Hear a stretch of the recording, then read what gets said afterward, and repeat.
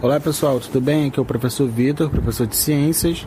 Na aula de hoje nós vamos estudar um pouquinho de química, principalmente sobre o átomo, sua constituição e os principais cientistas que estudaram sobre ele, e vamos ver um pouquinho também de tabela periódica. O modelo do átomo, ele mudou desde muitos anos atrás até os dias de hoje. Vamos ver quais foram os principais cientistas que estudaram o átomo e fizeram modelos para poder estudar. Primeiro foi o modelo grego, quem fez foi o Demócrito. Ele nasceu em 460 a.C. até 370, e ele disse o seguinte: a matéria deve ser formada por partículas indivisíveis, e ele deu o nome dessas partículas de átomos. Átomo significa o A significa não, o tomo significa parte, então o átomo significa não divisível. Tales de Mileto foi o próximo cientista. Ele foi um filósofo que viveu entre 640 a 546 a.C. Ele fez algumas experiências com âmbar. O âmbar está aí na imagem, uma resina vegetal. E a gente pode ver o âmbar no filme Jurassic Park. É de lá que eles tiram um mosquito, o DNA do mosquito, e fazem aqueles clones do dinossauro. Óbvio que aquilo é uma ficção, né? Ele descobriu que o âmbar ele adquire carga elétrica quando é atritado com tecidos, como seda e lã. Benjamin Franklin, em 1852, observou que existem duas espécies de cargas elétricas, chamadas por ele de carga positiva e negativa. As cargas de sinais opostos, elas se atraem, e se elas forem do mesmo sinal, elas se repelem. Então eu tenho cargas positivas e cargas negativas. Se forem duas cargas de mesmo sinal, uma positiva com outra carga positiva, elas vão se repelir, vão se afastar. Se forem duas cargas negativas, a mesma coisa. Agora, se eu tiver uma carga positiva com uma carga negativa, como elas são opostas, elas vão se atrair. Atômico de Dalton. Dalton nasceu em 1766 e morreu em 1844. Ele foi um químico inglês que propôs o primeiro modelo atômico científico em 1807. O modelo dele foi conhecido como modelo bola de bilhar. Por quê? Ele chegou à conclusão que toda a matéria é formada de átomos, e o átomo é algo rígido, indivisível, indestrutível e tinha uma forma esférica, semelhante a uma bola de bilhar, uma bolinha de gude. Anos depois veio o cientista Joseph Thomson. Ele nasceu em 1856, morreu em 1940. Ele foi um físico britânico, recebeu o Prêmio Nobel de Física em 1906. Ele foi diretor do laboratório Cavendish da Universidade de Cambridge, e ele descobriu o elétron. Aí ele fez um outro modelo. O modelo dele dizia que o átomo é uma esfera positiva, e dentro do átomo tem esferas negativas mergulhadas, que ele deu o nome de elétron. O modelo dele foi conhecido como modelo pudim de passas. Depois veio mais um cientista que foi Rutherford. Ele nasceu em 1871, morreu em 1937. Rutherford ele fez diversos experimentos, e ele chegou à conclusão, através dos seus experimentos, que o átomo ele tem espaços vazios. Ele não é uma esfera totalmente maciça, ele tem espaços vazios. No centro dele é onde estão as cargas positivas, que ele deu o nome de núcleo. No núcleo é onde se encontra a maior parte da massa do átomo, e ao redor do núcleo, ao redor das partículas positivas, estão os elétrons, que giram ao redor do núcleo em órbitas circulares. Esse modelo foi conhecido como modelo planetário, o núcleo sendo o Sol e os elétrons sendo os planetas. Niels Bohr foi um estagiário do Rutherford, só que o Rutherford ele morreu e o Bohr deu continuidade aos estudos de Rutherford. Ele nasceu em 1885, morreu em 1962. Ele era um físico dinamarquês, ele também ganhou o prêmio Nobel na época. E ele, através dos seus estudos, ele conseguiu concluir que os elétrons descrevem órbitas circulares em torno do núcleo e os elétrons só podem ocupar determinados níveis de energia. A cada órbita corresponde um valor de energia. Então, o que ele chegou à conclusão? Que os elétrons não giram aleatoriamente ao redor do núcleo. Eles giram ao redor do núcleo em níveis de energia ou camadas eletrônicas.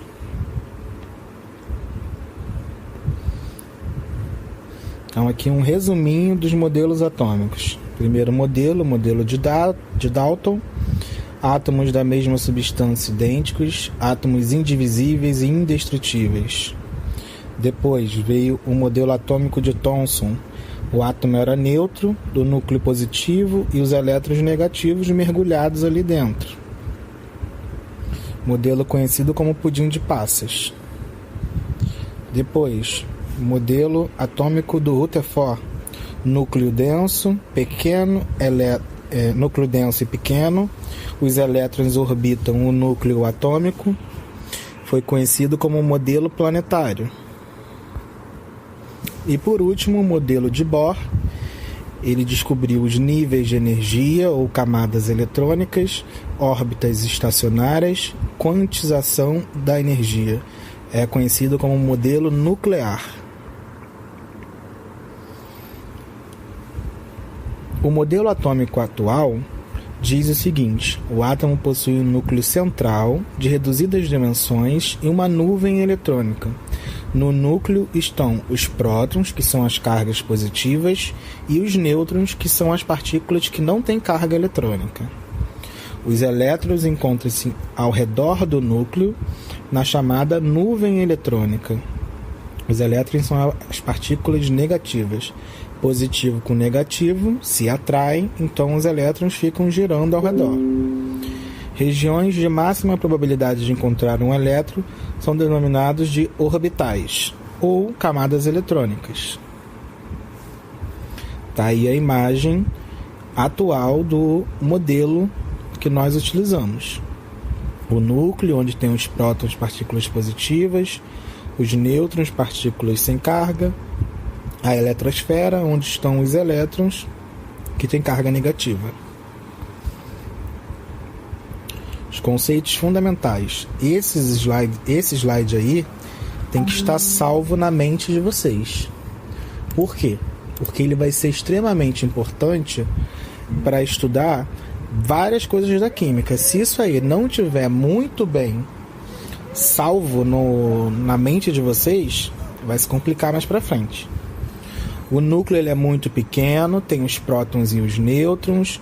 Os elétrons estão ao redor do núcleo, nas camadas de energia ou orbitais. Os elétrons são negativos, os prótons são positivos. Os nêutrons, como o nome já diz, são neutros, não têm carga eletrônica. Os prótons e os nêutrons possuem aproximadamente a mesma massa, enquanto o elétron possui uma massa infinitamente menor. Agora vamos para a explicação da tabela periódica. A tabela periódica ela é separada por cores, linhas e colunas. As cores estão representadas na legenda na parte de baixo. As linhas que estão do lado esquerdo são 7 linhas, que são chamadas de períodos. Mas note que tem 2 linhas lá embaixo da tabela, em azul e em roxo, que não são a linha 8 nem a linha 9. Por quê? A primeira linha são os lantanídeos. Todos esses elementos aí dessa linha em azul, eles estão localizados no 6º período, seguindo a setinha. Mesma coisa o roxo. A linha roxa, que são os actinídeos, todos eles estão no 7º período, seguindo a seta também. Agora as colunas. As colunas, elas são separadas em grupos ou famílias. Se eu separar em grupos, os grupos vão de 1 até o número 18. Porém, eu posso separar também em famílias. Se eu separar em famílias, vai ser de 1 a 8, sendo que tem o A e tem o B. Exemplo, grupo 1 é a família 1A. É a família onde está ali o hidrogênio no lado esquerdo da tabela. A família que tem um berílio é a família 2A. Corresponde ao grupo 2 da tabela. Agora, a família 8B, que está no meio da tabela, corresponde aos grupos 8, 9 e 10, onde tem ferro, cobalto e níquel.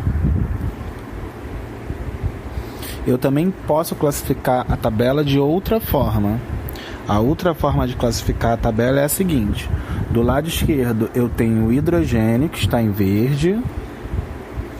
Em azul escuro eu tenho os gases nobres, do lado direito da tabela, grupo 18, família 8A.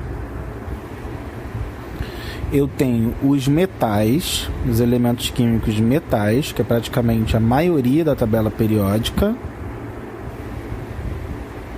E eu tenho os elementos químicos que são os ametais. Aí eu posso separar os metais e os ametais na classificação que está embaixo na tabela. Metais alcalinos, metais alcalino-terrosos, halogênios, etc. Então aí um resuminho, as cores, a gente separa os elementos em metais, em ametais, etc. Em períodos, que são as linhas, vai de 1 a 7. Famílias A e B vai do 1 ao 8, sendo que tem o A e tem o B. Ou grupos, que vai de 1 a 18, que são as colunas da tabela. Conceitos sobre o átomo. Número atômico. O número atômico, que é representado pela letra Z, corresponde à quantidade de prótons daquele elemento químico. Então, Z é igual a P, é uma fórmula. Número de massa, letra A, representado pela letra A maiúsculo, é a soma das partículas que constitui o átomo. Quais são as partículas? As partículas que estão no núcleo, porque o elétron, que está fora do núcleo, está na eletrosfera, a massa dele é muito inferior à massa do próton e do nêutron. Então a fórmula para calcular o número de massa é Z, que corresponde ao número de prótons, mais N, que é a quantidade de nêutrons. Como é que eu represento um átomo? Vou escrever ele no meu caderno. Eu coloco a sigla, que pode ser uma letra, 2 letras ou 3 letras. A primeira letra sempre é maiúscula e as outras minúsculas. Aí eu escrevo na primeira forma, do lado esquerdo, o número de massa no canto superior esquerdo e o número atômico no canto inferior esquerdo. Ou outra forma de escrever, eu posso escrever o número atômico no canto inferior esquerdo, a mesma coisa do exemplo anterior, mas eu posso escrever também o número de massa no canto superior direito. Agora o arredondamento. A gente vai arredondar os números de massa dos elementos químicos da tabela periódica. Veja aí, por exemplo, o mercúrio. Eu tenho 80, que é o número atômico, e eu tenho 200,59, que é o número de massa. Eu tenho que arredondar esse número para poder calcular a quantidade de nêutrons. Como é que eu vou fazer? Eu vou olhar primeiro o número que está após a vírgula. Então o número que está após a vírgula é 5. O restante dos números eu ignoro, vou olhar só o primeiro. Então 200,5.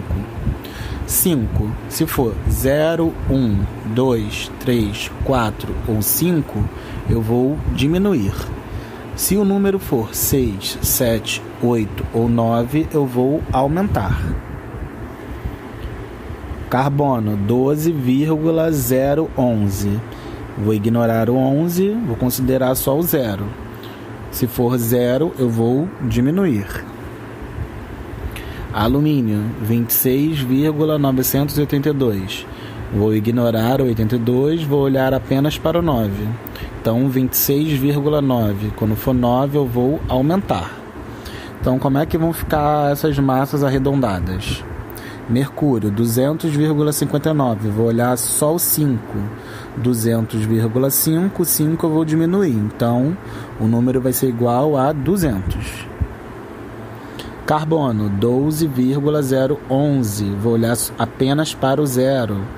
12,0. O 0 eu também vou diminuir. Então, a massa vai virar 12.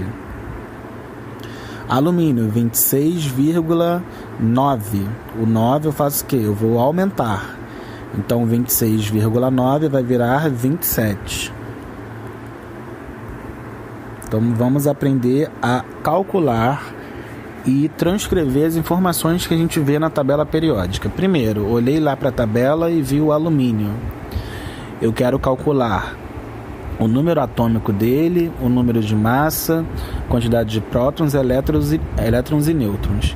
Primeiro, vou escrever a sigla, primeira letra maiúscula, a segunda minúscula. Canto inferior esquerdo, vou escrever o número atômico. Canto superior direito, vou escrever o número de massa. Veja que eu já arredondei, 26,9.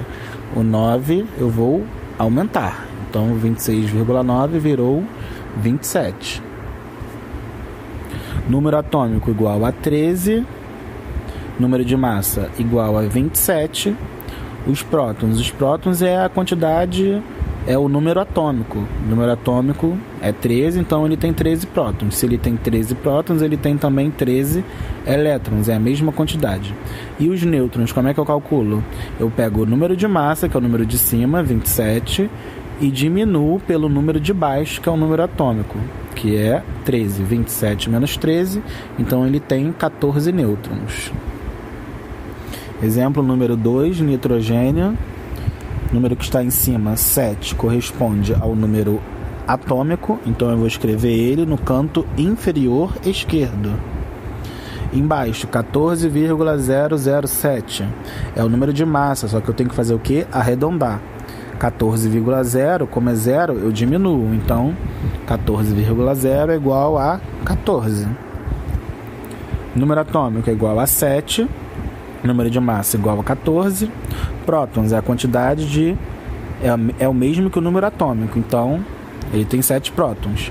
Se ele tem 7 prótons, ele também tem 7 elétrons. E os nêutrons? 14, que é o número de massa, menos 7, que é o número atômico. 14 menos 7 igual a 7. Eu separei aqui alguns exercícios para vocês fazerem. O primeiro exercício é para escrever a sigla do elemento químico com os números atômico e de massa corretamente. Pausa o vídeo e copia o exercício no caderno para poder fazer. Os elementos químicos que vocês vão procurar são ouro, prata, cobre, nitrogênio e chumbo. Exercício número 2. Calcular o número de prótons, elétrons e nêutrons dos mesmos elementos químicos do exercício anterior. Exercício número 3 vai dizer qual é a família e o período de cada um dos mesmos elementos químicos do exercício anterior. A aula de hoje foi essa, pessoal. Tentem fazer os exercícios. E é isso aí. Até a próxima. Valeu!